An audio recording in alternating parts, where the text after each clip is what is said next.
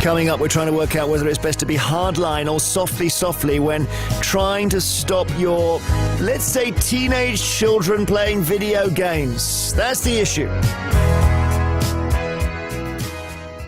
Now, the reason the brilliant Barbara, writer and broadcaster, is with us, and her son, by the way, who I'll introduce in a second, is because we're talking about how you deal with it as a parent if you want to control video games in your household. There's all kinds of research, whether they make people more aggressive in real life, etc. We don't really know for sure. You may say, if you love video games, there's no evidence of any problem at all. If you don't like them, you probably think that they're killing people's brains and making children boring and stopping them reading and everything else. But let's say as a parent, you don't like the amount of time your children spend on screens. What do you do? Barbara has gone hardline. She's not letting her sons have a games console at all. I understand that tends to mean Xbox, but I'm sure there are other makes. Also here with me is her son, Benedict, age 16. Welcome. Thank you. Hello. Shall I start with Benedict, Barbara, before? I do, absolutely. Right. Otherwise, I'll never stop talking. Okay. So let him get in. So tell us about your gaming, Benedict. What did you do? Well, I've never had a video games console, ever. Right. I've played it with friends at their houses, but I've never, ever been allowed one. So, and when you go round to a friend's house to play, presumably they've practiced so much, they're much better at it, are they? Oh, yeah. But I don't always go around specifically to play. It's just something, it's a fun thing you can do with friends, I think. Okay. So why do you want one?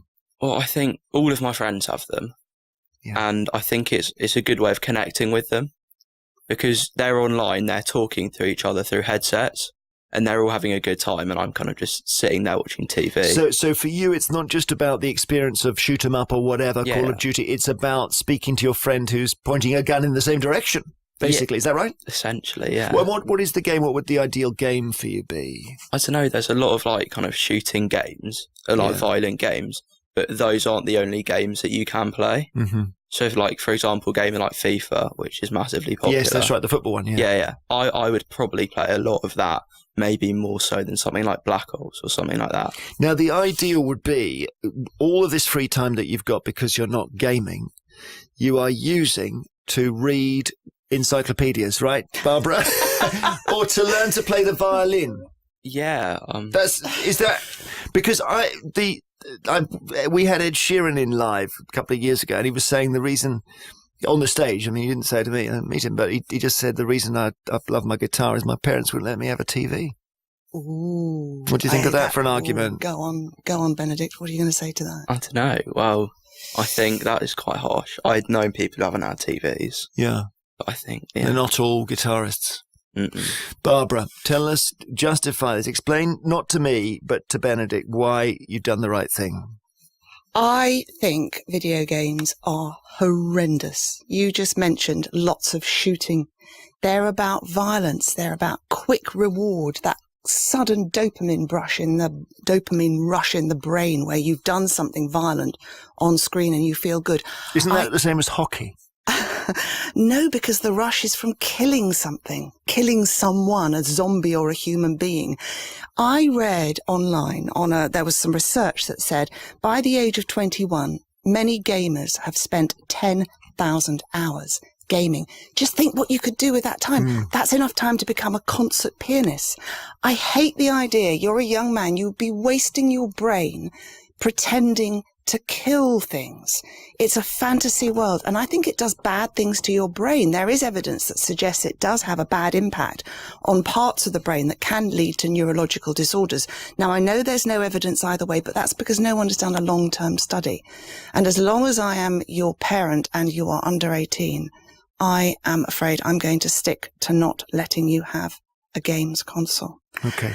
And it's not been easy. I know we've had arguments about it, but that's the one thing I've really put my foot down on. And actually, when I hear about Ed Sheeran and not having a TV all those years, maybe I should ban the TV Well, as well. it's funny you mentioned 10,000 hours. That is a very significant figure. Do you know why?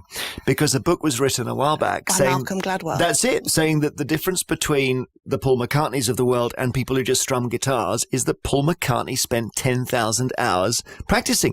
And I suppose, Benedict, I'm not taking your mum's side here. I'm completely partial. But the Beatles would not have existed if someone had given Paul McCartney an Xbox. You probably don't even care about that. I know, that is probably true, I think. Yeah. But with music, there is kind of, you need to be interested in it and you need to have a passion for it. What is your passion outside? If this is serious, if your mum is serious, and I'm thinking she is, what would you ideally like to do that's really not video digital? Fishing?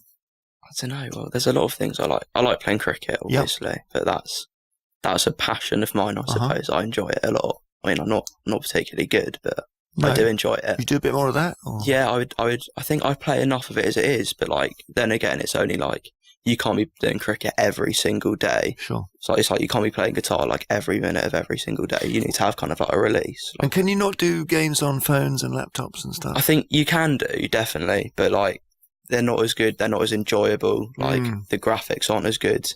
It's just not as like, the experience isn't there, I think. Right, we'd love calls on this. We are getting, of course, we have got no phones at the moment. So if you text us 88291, we're getting a few people just saying, call me, and giving their number, but we need, just tell us what you're saying. That's the key thing. We're really grateful. I know this is the issue. Barbara, I guess to you, I would say, when I was a child, I was told, like we all were, that if I sit too close to the TV, I will go blind. Or your eyes will be damaged. Your eyes will be square. That I was wasn't true. Maybe none of this is true. The stuff we're coming out with now. Maybe actually what Benedict wants to do is the equivalent of sitting down reading the Encyclopedia Britannica. It's actually a great way to spend his time, sit. It's a terrible way to spend his time. I know what he would do. I've seen them when they're with friends at friends' houses. I've got two boys the same age. Benedict is one of twins, and they switch off to the world. They zone out and they spend hour after hour after hour doing this stuff, at the end of which Benedict is shaking his head very angrily at me, which is fair enough, at the end of which, what have they learned? How have they improved their minds? Not one Would jot. you consider, Benedict, if your mum gave you a skipping rope, let's say, would you consider having a go on that? I mean, I've done skipping ropes before, but I don't think I would be. Someone gave me one when I was 16. This is how rubbish it was in the 70s. And I actually spent ages practicing on this thing, and I quite enjoyed it. Okay, Nick Henderson. How old do we sound? Nick Henderson is Scarborough in North Yorkshire. Hi. Go on, this is about your 14-year-old. Yeah, my 14-year-old, as a parent, I fully admit, I'm very, very bad. Allowed him to spend hours and hours staring at a screen. Not necessarily a games console, but his phone, watching YouTube, all sorts of stuff like that. And it was like living with a zombie. And when I instituted quite a sort of harsh regime of the internet and everything screen-related is off at 8 p.m., conversation started. I now live with a human being. And so you brought in the hardline regime and he started speaking? Yeah. Really? His personality changed. His attention span's different. I do the same for myself, actually. I was pretty bad, staring at a phone regularly, looking at social media, all the rest of it. Yeah. So obviously, rules apply to both of us. We actually have a relationship now. We go out camping, we go out cycling, all sorts of things that we never did before that I used to do as a child, like go out and play, just go and have fun and actually enjoy your time as a human being together. But Benedict, let me bring you in on this, because this is, in a way, Nick's talking to you here. Yeah. Well, I think, that's what it's like. It's a kind of regulation. And I think it's all right to have video games in regulation, but when they're played too much, that's when the problems start. So actually, you'd go for a regime where you were allowed to play, but you had to switch it off at 8 o'clock? Definitely, I would happily do that, I think. Well, Nick, how did you enforce this regime? I bet it was tough. At first, it was very, very tough, and the best way to enforce it was that my internet router has the ability to switch off the Wi-Fi and all connections at a certain time, so that's what I did. So even my phone switches off at 8 p.m. And obviously, it's tough, and to begin with, for the first few days, it's awkward because you've actually got to think of things to talk to with a teenager. But as I say, within a couple of weeks, the benefits were absolutely amazing. And for any parent listening, I would absolutely recommend taking the screen out of your children's hands. I mean, the motivation for doing this was I'd gone on a day trip to York with some friends, and we were sat having lunch, and there was a family of 5. I think the oldest child must have been about 10. All 5 of them had screens in their hands. There was not a single word uttered between them for about half an hour, and I was mortified. They might have even been messaging each other, and that's not as crazy as it sounds. No, but I mean, what happened to actual human connection? Well, I feel bad because Benedict is sitting. I feel bad, Benedict, because now there's me and there's Barbara and there's Nick, and we're of a generation. But you're going to run the world, so you can tell us what's right. He's not going to run the world if he spends his time watching video games. Nick, I love your story. It's absolutely brilliant. Turning his son from a zombie to a human being. Okay, we've got lots of calls now. The phones are, if not working, then I think they've been actually attached to Nick's router, funnily enough. But anyway, we'll talk to people about this very shortly and talk some more with Benedict as well. I'm feeling increasingly sorry for. Warrior by Paloma Faith. Break down, tears fall to the ground. Tell myself they were nothing, can't be found.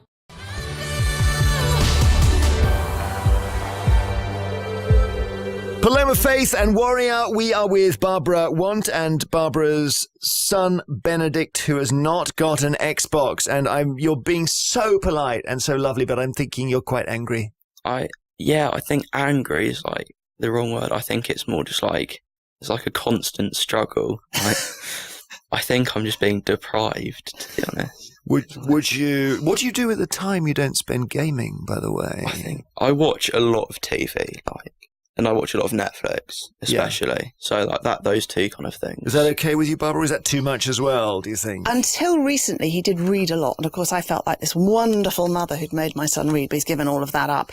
Yeah, he does watch a lot of TV, but I'd rather he watched dramas that have stories and that we can talk about than that he played these stupid video games. And it's, again, a comparison with our childhoods where watching TV was regarded as the devil, wasn't it? And, it was. That was, why don't you just, what was there, even a TV program called Turn This Off and Do Something Interesting? TV was only on for a few hours a day. Do you remember that, Jeremy? Now TV is the equivalent of reading a book. Yes, it's educational. It's Go educational. watch some TV, kids. It's educational. Do you, because I have this at home, I say, kids, we're going to watch some TV together as a family, and they go, my 2 daughters immediately go, not documentaries, Dad.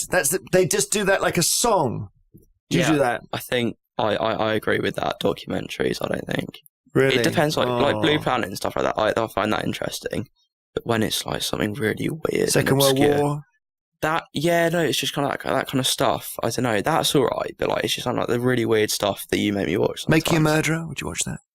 I think I try and make them watch really important cult series. Like last night, I tried to make them watch The Handmaid's Tale, and at the end of it, they just looked at me as if I was nuts. Slow? Would you think that was a bit slow? Slow and because I think is it not the case that your 16-year-old brain is so different from the way ours was when we were 16, and that you, and I mean no disrespect, but you want something to happen within 3 seconds. Is that not right? Yeah, I completely agree. Yeah, because I notice on the discs that we play here that you don't have that thing anymore where people play the piano for 20 seconds and then Phil Collins starts singing.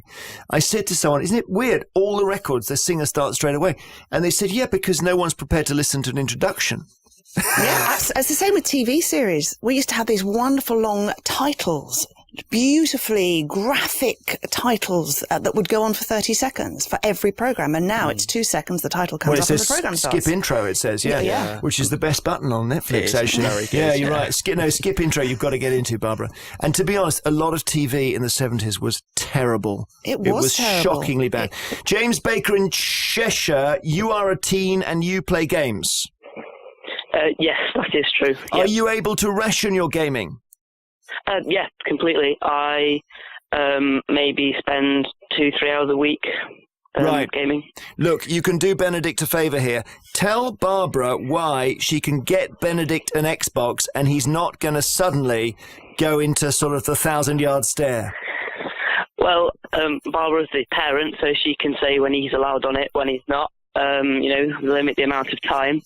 But I, chat to my friends online. I can speak to them. We're having laughs, we're having fun, we're all enjoying ourselves, just, passing a few hours. It's not the social element, Barbara. I think is maybe what you and I miss because we think they're basically playing Space Invaders that's in 3 dimensions. But what they're doing, Barbara, I think, is they're talking to each other while they play these games. Well, it's a jolly weird way of talking to each other. James, how do you ration yourself? You said you pass a few hours talking to your friends through these video games. How do you stop becoming addicted? I like to do other things as well, so I might watch some like Louis Theroux on Netflix. I really enjoy that, or like some dramas like you're talking about, or reading. I doesn't find it difficult to. You've got self-control. Yeah. So in your 15, how many people do you think you've shot dead online? Rough to the nearest 100. Well, I don't really play that many shooter games, so not all that many, but I do have lots of friends that spend 10 hours a day just shooting, mowing people down. Okay, Benedict, can I ask you, even without an Xbox, how many people do you think you've killed? Oh, I don't know. Yeah. Quite at friends' houses, I think. A fair few. 1,000? Nowhere near that. No. A few hundred. See, there you go. Not that many. James said, I haven't shot that many, and you said a few hundred. I didn't say a few hundred, right. you said that. But maybe Barbara, it could be that people, and this is, again, not you, Benedict, but people who would have a tendency to shoot people in real life do it on a screen and don't then become violent in reality. So Jeremy, they get all of it out of them. Is that a theory you've just invented? I've just invented it. It is one of the most ludicrous things you've ever said. but violence, violence through a screen. Somebody who might have gone out and shot someone does it on the TV. Yes, exactly. And apart from anything else, while they're on the screen, they can't kill anyone. Video games are making us safe. Yes. Okay. Yeah, that's what I'm arguing. While you're on a video game, you can't go and hurt someone for a start. I'm speechless. Okay. I'm absolutely speechless. That's a good place to be. Millions of gamers around the country are not going out killing people in the streets because they're on the video game. Oh, but that's the point, isn't it? Because one of the arguments against video games is that they turn people into the reality becomes violent in their real lives. But you don't buy that. I think it could become real in their real lives. I think the brain, when the brain is developing, I'm not a neuroscientist, but I worry that when the brain is developing, kids of 15, 16, especially boys, can't really in their brain distinguish between what the reality of killing someone and what's happening on a screen, which isn't real, and they merge into each other. I remember reading that Anders Breivik, who was the Norwegian more than serial killer, killed so many people. The way that he dulled his senses to it before he struck was to do a video game constantly where he killed lots of people. So that was what he said. Nicole in Arundel, you grew up with video games. I did indeed, yes. Hello. You played a lot?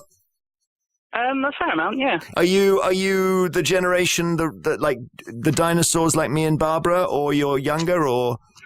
No, I'm in my mid-20s at the moment. Oh, I see. So you were playing stuff where actually figures moved on the screen. Indeed. Okay, what did you play? Quake? No, I was more into Sonic back in my days. Sonic? Okay, how was it for you? It was fine, but I'm still playing games now. Yeah. Yeah. Are you a mum now, or just still alone, or with someone, or you got advice for parents? Well, I mean, limit it. 2 to 3 hours a day, I would say, is perfectly fine. As long as they've done all their chores and their homework, that's fine. I don't see a problem with that. What about the theory we're developing here that if you play video games, you don't play the guitar? No, that's false. I played a lot of video games, but I still played the bass guitar, and I was in a couple of bands as well. Barbara, there we go. That one's crashed as well. But Nicole, with all due respect, you're not Ed Sheeran. And now what you say there is what I hear lots of friends say, lots of parents say, just limit it. Well, I don't think there's such a thing as limiting. Every day, if I limited it to 2 or 3 hours a day, first of all, what a waste of 2 or 3 hours. But secondly, comes to 3 hours, we would have an argument. And I don't want that daily argument. Benedict, if you went your mother's way with this, what about just saying, okay, I'm going to take the time my mother has stolen from me and use it to write novels, let's say, or write up, do something with it. Yeah, well, I think I could do something. I think I could do something to show you that I can do something with that time. Good. Great. What would you think could be a good thing to do? I said walking. Yeah, you could just go for a walk, go for a run, go to the gym. I don't know, something like that. And on the second day, what would you? I don't know. I would maybe read a book. It might get boring then. It would. That's our childhood. He's describing our childhood there, Barbara. And you don't. Neither of us thought it was exciting. Yeah. I mean, that was our life, wasn't it? But I can see staring at stuff. Benedict is already thinking, "Oh, this sounds like a terrible life." He's literally giving up hope as he describes it. This is the modern teenage world. It's a battle. Okay. But I urge every parent out there, keep fighting. It's not good for them. Let me just read some more comments. And I did see recently the statistic that says, and this sounds incredible, but actually think about it, it must be true, that the average teenager spends less time outside than the average murderer on a life sentence in prison. How about that? Simon Shannon in Bala says, I've got a granddaughter who doesn't play on screens, but she's an excellent singer. She spends all her time singing. She came second in a national competition. That's a better use of her time. So that's the Ed Sheeran argument. Spot on. Ellie Gatley in Devices in Wiltshire says people need to stop going after video games. I'm in my 20s. I spend a fair amount of my spare time gaming. People want to blame games for their own lack of parenting skills. If you want your child to stop playing games, stop giving them the means to play them. You wouldn't disagree with that. No. Mike emails, we do not allow any games consoles in our house at all. My 18-year-old now sees the benefits. Benedict, there you go. I love him. I love Mike. Well done, Mike. There you go, Benedict. In 2 years, we'll have you back. And he tells his younger 10-year-old brother he's better off without them. I do think it's all boys, this, you know. It's a boy issue. It is largely a boy issue. Yeah. Girls are less interested. Boys get really stuck in, and that's the worry. For me, 2 boys, it really worries me. Yeah, girls say, you know, we've got a lot of energy. We want to somehow get off. We're going to do some crafting. What's crafting? By the way, that's not how my daughters speak. I don't know what crafting is. They keep doing it. That sounds very 70s. I think you cut things and glue them. That's how yeah. lovely. Terry in Bristol says, I control my son's video games by saying they can only use the console when I play with them. Now that sounds good until he says I destroyed their handheld consoles once after they stayed up all night playing. Good for him. That's it. That's good. Excellent. Right. They stay up all night playing. That is really not good. You could play with me then, Mum. I'm not good. Hey, Barbara, seriously. Play. Learn a game. Play it with Benedict. Say, I'll only play it if you're on it. Are there any women's things in these games you play? Sort of things that would interest me. I'm sure there are. Is there a game about going shopping? There must be. Let's not stereotyping here. That's what I do. Is there a game about cooking and cleaning? Because that's all I do at home. No, it's escapism. Is there a game about picking up socks off teenage boys off the floor? You don't need to. It's fine. There wouldn't be a game I'd enjoy. There would be. Okay. You could get Maybe to we enjoy try it. this. You only play if you're playing your mum. And you know what? You're then going to get addicted, and we're going to do a special on that. Okay, She I'll see can't you come then. in because she's busy gaming. Thank you, Barbara Wand, mother of Benedict. Thank you so much, Benedict, for talking about it and being so patient with us. And it's ready to...